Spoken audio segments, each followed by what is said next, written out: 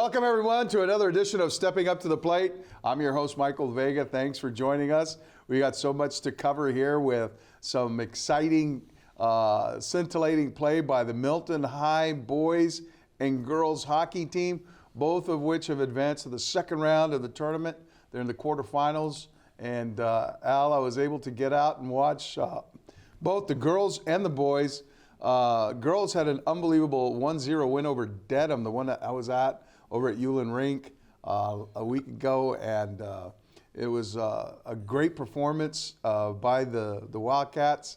And then they came back and won, came back from a 2-0 deficit to win 4-3. In their second round or their first round matchup.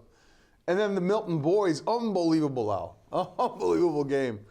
At Hewlin Rink on Saturday, they were playing against Newburyport, the Clippers, 6-seeded Wildcats, entered in that game, and on the heels of a nice win against Plymouth North in the preliminary round. And Al, what a barn burner this thing was. Triple overtime. Wow. Triple overtime. The Wildcats won 3-2.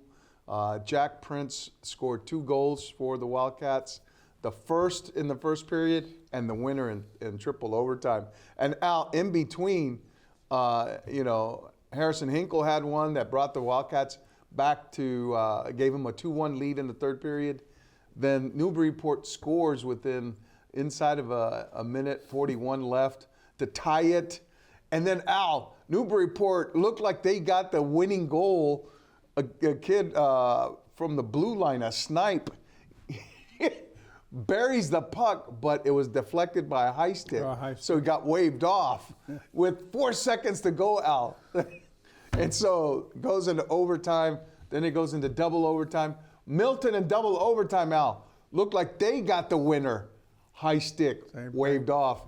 And then, of course, Jack Prince with a beautiful... How did they do the high stick? Did they look at the film, or the official waved it right off? Right off.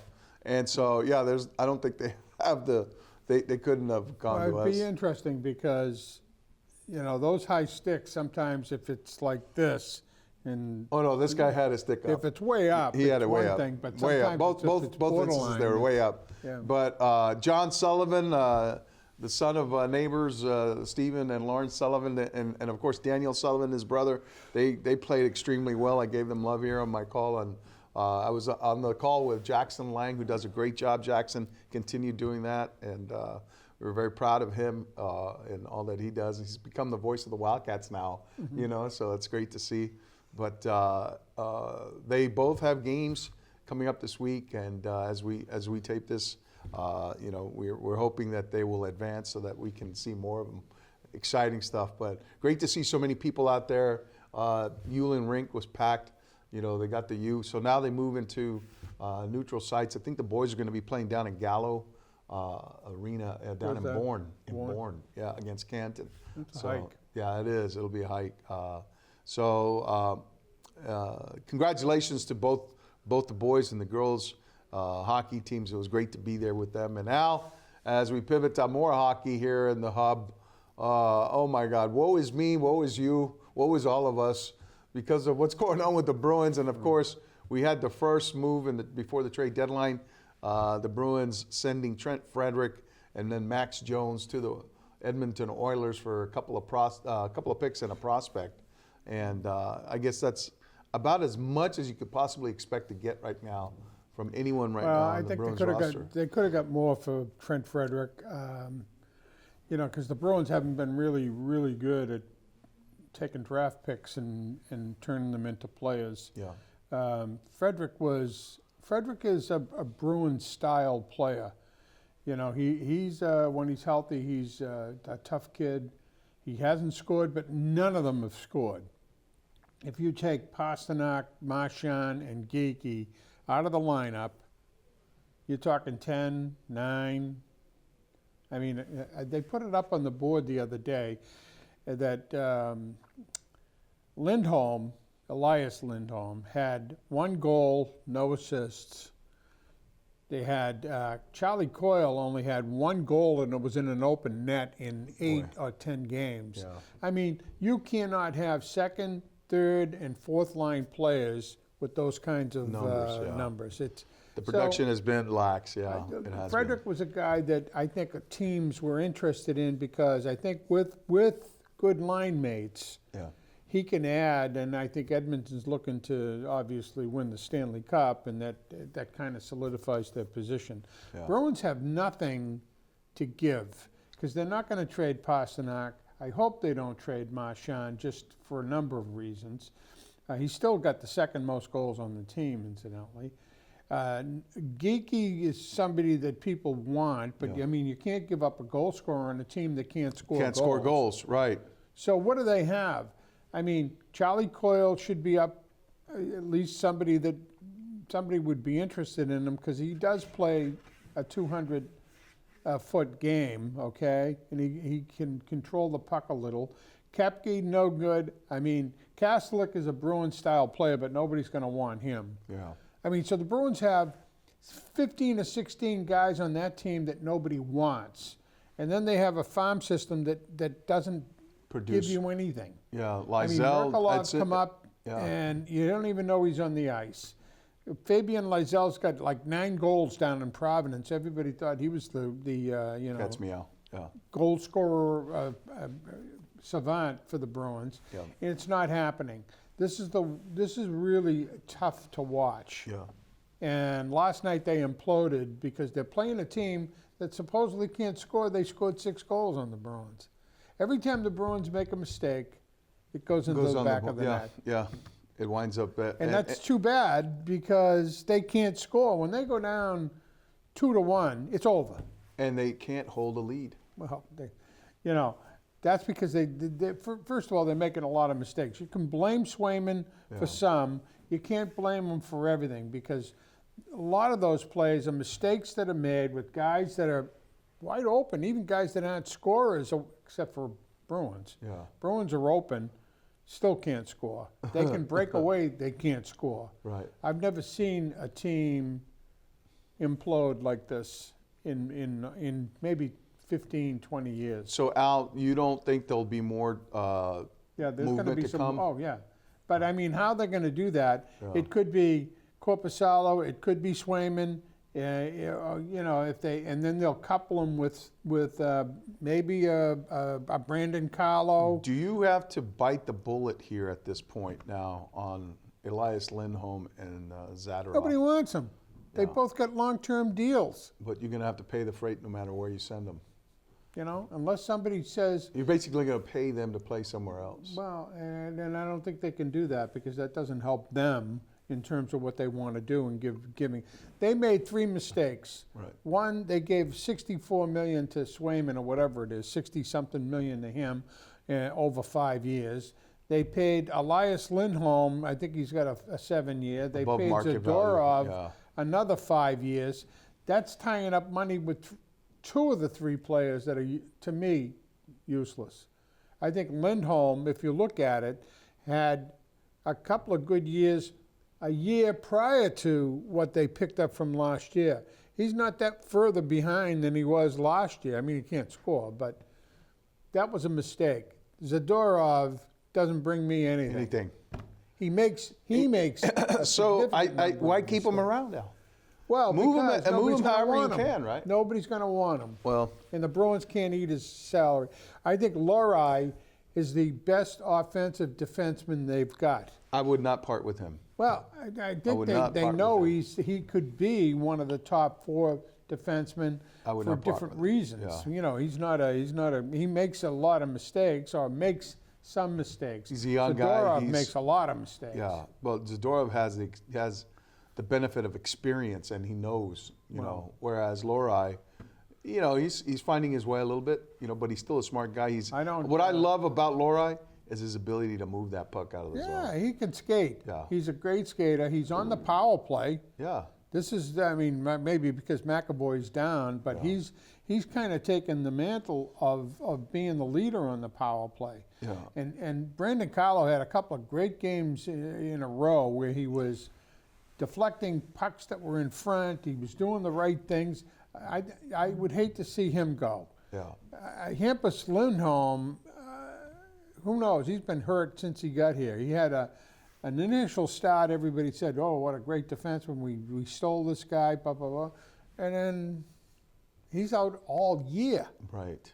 All year. Well, that was an injury that was more seriously than obviously. previously and, thought. And I don't think if they, let me put it this way, if they put Marchand up there, you don't know if he can even come back. There's only 19 games left. I say shut him down, Al. I really do. I think that he would be best served, Al, if they just shut him down right now. No. Because it's going to take a long time. And how long do you think it's going to take Charlie McAvoy? No, I think they got to shut Max both those guys Close. down. No, Max Close. But what is served here? I mean, you're going to expose him to further injury? No, but I think these guys, And first of all, Marchand's going to, he's the captain.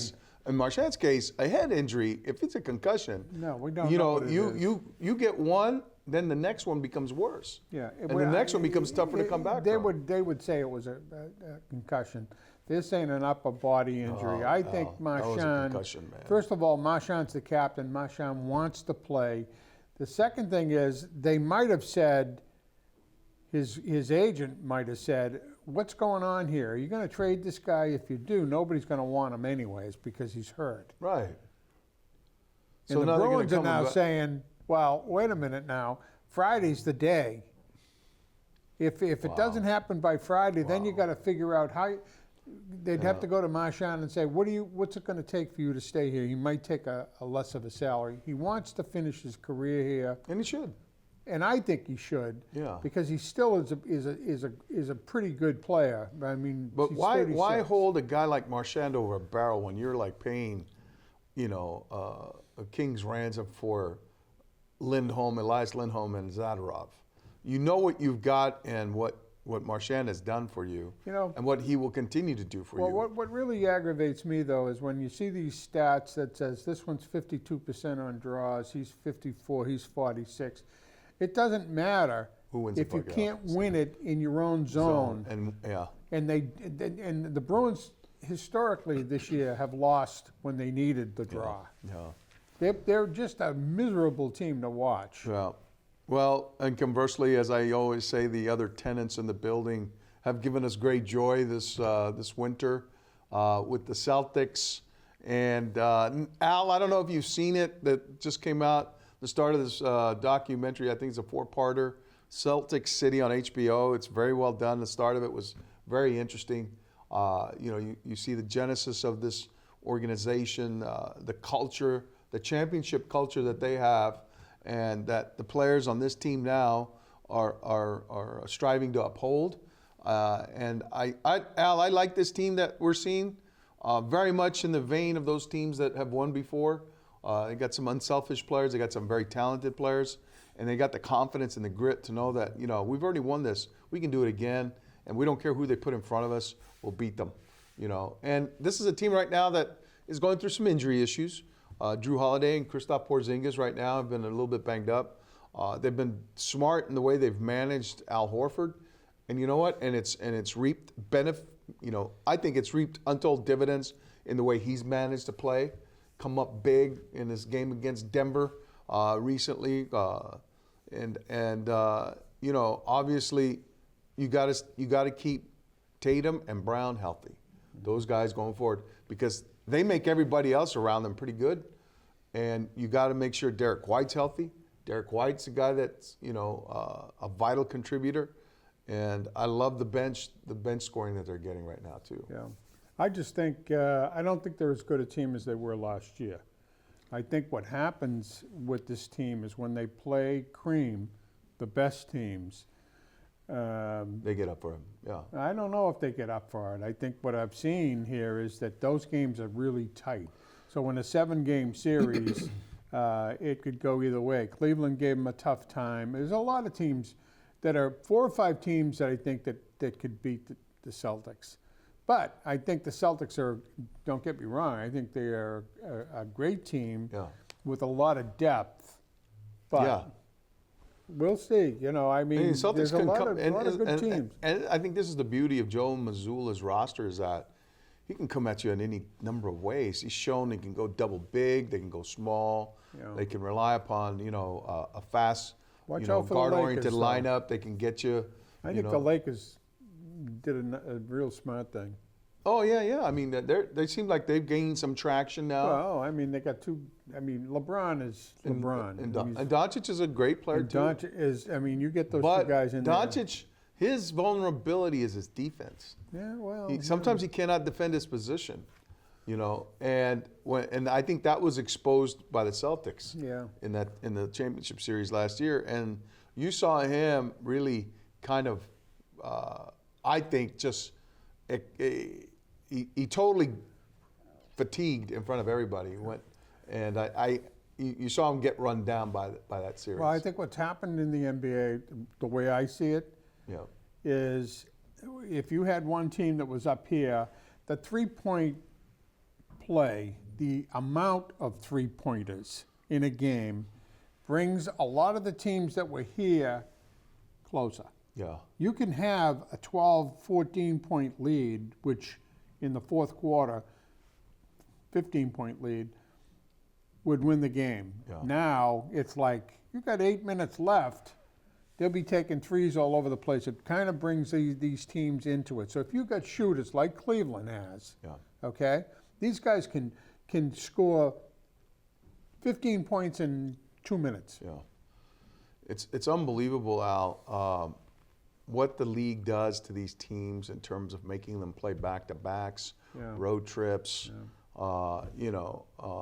squeezing in 4 or 5 games in a week. It's unconscionable too. I think you look at and it came to mind when I was watching this documentary and they showed Bill Russell how he had to play on one night against Will Chamberlain, and how it took every bit of energy that he had in every fiber of his being, and the next day having nothing in his tank, in a game, like 2 days later, and nothing in his tank. And he admitted it, and they show him walking to the bench and just like, sitting down and virtually collapsing because of what it took to beat that guy. Well, it's hard to and say he that wasn't a team. big man because he was, Oh my by our God. standards. Oh, big, he was. But he wasn't. He was graceful. But not and a gazelle. Not, and, Wilt and was big. Wilt was big. Yes. Wilt was a better all-around Well, player. he was a presence, but I mean, Bill Russell out-rebounded him No, sometimes. never. No. Bill Russell one No, time had 40 no. rebounds in a game. Yeah, Wilt Chamberlain led the league every year in Yeah, rebounds. but there were times where he could get the ball. Wilt Chamberlain It wasn't was a loose ball rebound. Wasn't a fait accompli No, with Wilt Chamberlain when Bill Russell was around. Look at all around a better player. We got to give him credit for that. What he wasn't, though, was the winner that Russell was, because he was with You know what he was? a great team and a great coach. Wilt But, Chamberlain was with a bad coach.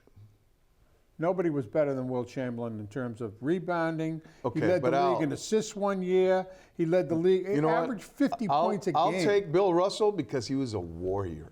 Yeah, A you know warrior, what? Al. You put me around Come on now. the Celtics. I'd put Chamberlain on there. They would have won the same number of games. Of course.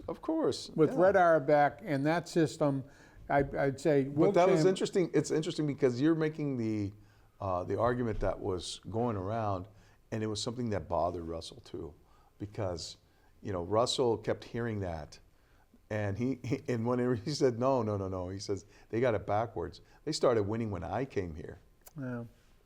And I believe that. I mean, well, come yeah, on. I mean, look He at that. changed the face of that franchise Look going at- forward. Think about this. They had Cousy, they had Shaman, they had Heinsohn, they had Tom Sanders, they had Bill Russell, Casey Sam Jones, Jones. Sam Jones. Right. They had a lineup like the Celtics have, but a team. Nobody wanted to hog the ball. That was Red Auerbach. Yeah. And Yes. and you put that up against any other team in the league. And we're still seeing elements of that today. well, that's what That's the Celtics are basketball. today. That's Celtics basketball, But and I that's mean, what I love. That's this what I is- love to see. This is the argument. You could go through this whole thing. Was Joe Louis better than Muhammad Ali? Was Ted Williams better than Joe DiMaggio? Was Wilt Chamberlain better than Bill Russell? Those arguments really a moot because they're different situations. Williams played at Fenway Park. Joe DiMaggio played at Yankee Stadium. But they're both Joe great. was a right-handed hitter. Ted was a They're both left-handed. great, you know. They're both great hitters. Yeah. And Will Chamberlain was a great player. I think Will Chamberlain takes a rap like Ted took a rap because Ted never won championships with the Red Sox. Yeah, that's a great analogy. And Will great Chamberlain analogy. won a couple, but he wasn't like Bill Russell, who won them year after year after year with a great team. Yeah. I mean, people forget Bill Sharman, Bob Cousy, Tommy Heinsohn, Sam Jones, Casey Jones, Tom Sanders. Was unbelievable. I mean, the best probably defensive player of his day. Yeah. So, you know, the sixth man, Havlicek, sixth man come in. Why? Because of Red Auerbach. Right. And then he would take players off of other teams that were on the tail end of their careers, and they became the sixth men for the. I mean, he had the kid there from LSU, the great Pete player. Maravich. Pistol Pete. He had Bill Walton. We had Bing. We had Walton. I mean, so they came in and played a system. they were told this is your role. Right. And if you wanted to criticize on one thing on the Celtics is they don't have really role players in Tatum who wants to shoot all the time. Well, but Al, in that game against Denver, he almost had a triple-double in the first quarter. In the first quarter, Al. I think he's the best player of the team. Yeah. Why? Because he can. If you look at the numbers, okay, every game he either is 1 or 2 in scoring. He gets more rebounds than the big guys, and he gets assists. He's a triple threat on every night that he's there. On every possession now. So I'm not. So that's hard to arguing with guard, that. though. You know, you think about it. So what happens? It opens it up for all of his teammates. Yep.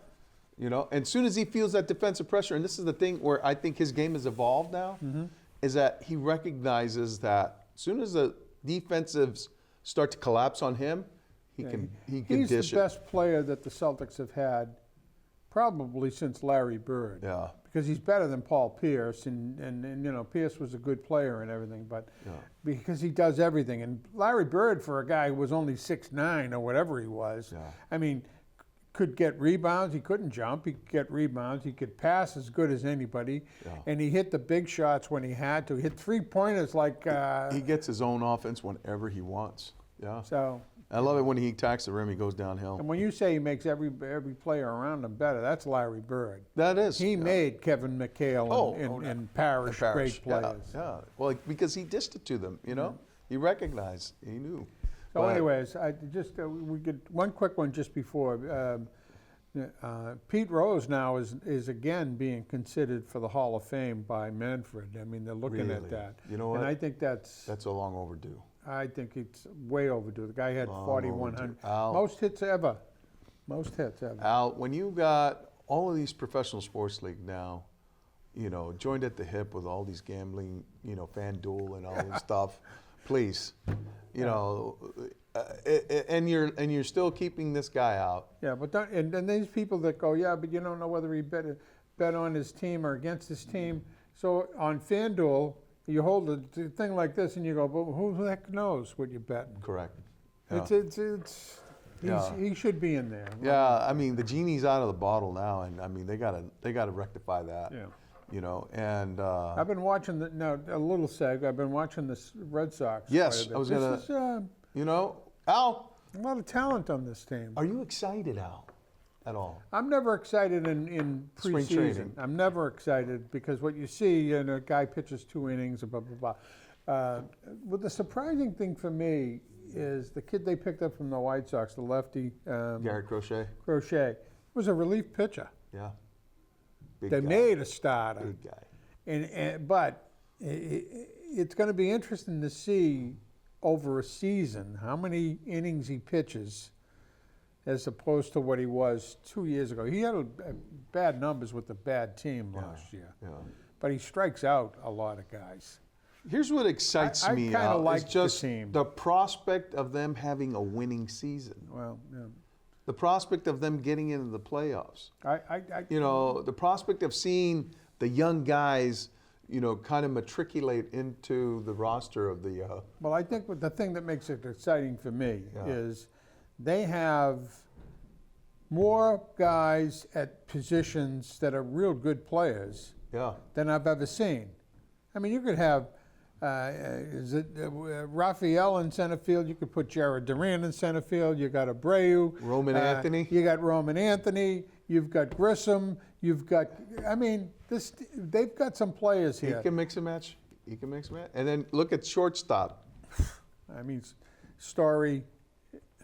You could put Bregman there. You could. Well, You could put Bregman there if you You wanted. could. I don't. I think Bregman belongs. Marcelo at third base. Mayer. Marcelo Mayer, they claim of the three everybody talks about, has got probably the best swing of the three. Big time. You know. Big time. And so look at. They've got the catcher Connor Wong. For a Do you little see how guy big he can got? hit. I know he's well. Wow, he looks like Jaron Duran now. But he I can mean, when hit. I saw him at the plate, he did not look. He packed on muscle. I watched- And now, and the first game I saw, hits it out of the Well, park. he can. Oh, He my can God. always hit. Now the thing How'd you like is, that sound effect, by the way? I saw this Jared Duran on one of the shows on Nesson, or I think it was on Nesson, Yeah. working out. He's a big boy. I mean, muscular. Yeah.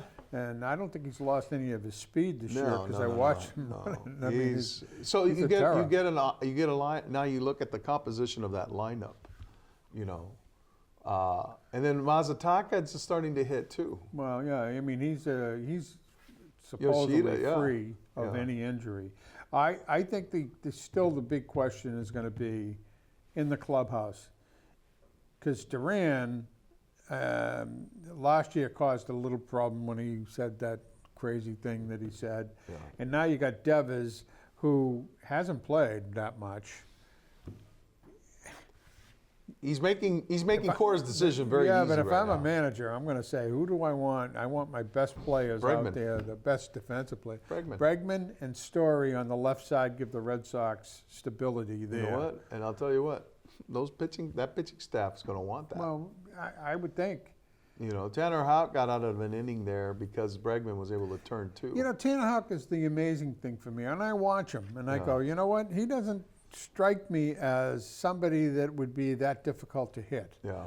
And yet he is, because he has that sweep, which is a different type of pitch that's coming at right-handers away from them. Yeah. And if you don't pick it up, but he looks hittable to me. And the first game I saw him pitch this last week. Yeah. First three guys, four of the Got on base. Yeah. three of the first four guys got on base. Yes. I said, oh, and then he pitched a great second inning. Yeah. So You it's know, that's fascinating. that's an exciting thing to watch too. I think they're going to be. I think they're going to be in there. I think they'll win 90. They won 81 games last year with that team, Yeah. and with this pitching staff and with this defense, I see them winning 90, 93, and 94. So they're in it. All right. There you So- go. You heard it from Al, 93, 94. Well, it could be there. Yeah, I think so. That's only 13 games over what they were last year, and they're a And better that's doable. team. That's doable. And they're a better team. All righty. Well, we'll take that to the bank, Al. And we want to thank you. I won't be there. I got nothing in the bank. Yeah. Well, we want to thank you for joining us here on Stepping Up to the Plate. All right, everybody. We'll see you next time. Take care.